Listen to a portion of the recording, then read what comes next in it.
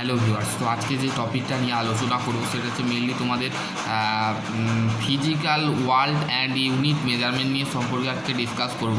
ঠিক আছে, তো যারা চ্যানেলে যদি নতুন আমার চ্যানেলটা অবশ্যই সাবস্ক্রাইব করে নেবে, পাশে বেল আইকনটা অবশ্যই প্রেস করে দেবে সর্বপ্রথম আপডেট পেতে। আমার চ্যানেলকে সাপোর্ট অবশ্যই সবাই করবে। ঠিক আছে, প্রথমে হচ্ছে the choosing the standard same of the kind of the reference of the order to measure distance between the two pulley of the 10 meter means of the time of the standard reference of the length of the meter।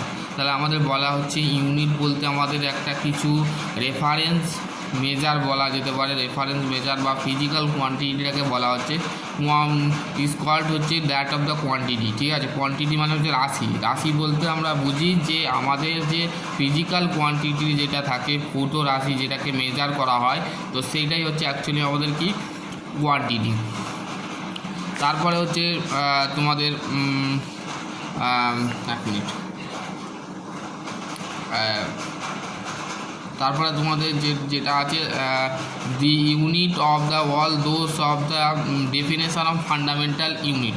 Fundamental unit those unit of the which is the neither of the derived from the either of the non resolve into the work.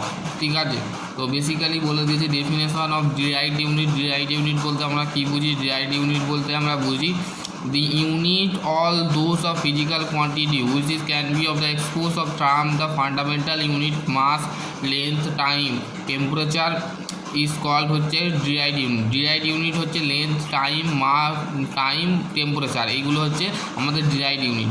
Example, ভলিউমকে আমরা metre Q দিয়ে ধরে থাকি, ডেন্সিটিকে kilogram to the পাওয়ার -3 ব্যবহার করা হয়। ঠিক আছে, ওয়ার্ককে হচ্ছে জুল বা newton metre kilogram metre square second.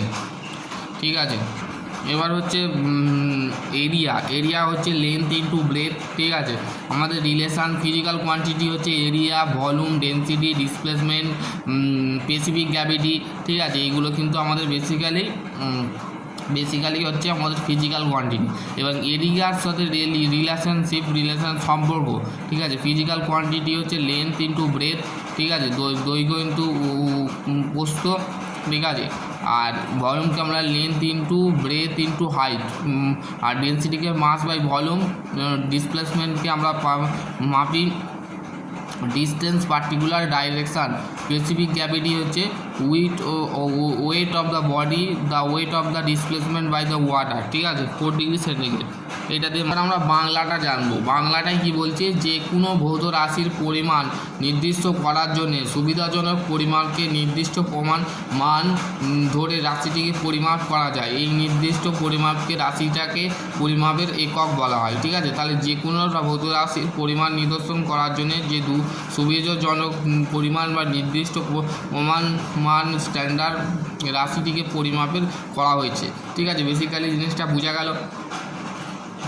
আর কি, আর হচ্ছে দৈর্ঘ্য হচ্ছে মিটার। মূল ভৌত রাশি হচ্ছে ফান্ডামেন্টাল ফিজিক্যাল, যেটা আমি বাংলাতে এবার আমি বলছি, ইংলিশে বলে দিয়েছি। বাংলাতে তোমাকে অবশ্যই জানতে হবে। বাংলা যদি না জানো তো সেক্ষেত্রে তোমাদের কিন্তু বুঝতে পারবে না। ঠিক আছে, লব্ধ রাশি বা ডিরাইভড ইউনিট বলতে আমরা কি বুঝি? ডিরাইভড ইউনিট বলতে আমরা মৌলিক বা প্রাথমিক রাশিগুলির সাহায্যে যে সমস্ত নির্ণয় করা হয় তাকে লব্ধ রাশি বলে বা ডিরাইভড ইউনিট বলি। যেমন আয়তন ইকুয়াল টু দৈর্ঘ্য ইন্টু প্রস্থ ইন্টু উচ্চতা। ঠিক আছে, ঘনত্ব হচ্ছে ভর বাই আয়তন, গতিবেগ হচ্ছে সরণ বাই সময়। ঠিক আছে, এটা বেসিক্যালি তোমাদের বুঝতে হবে।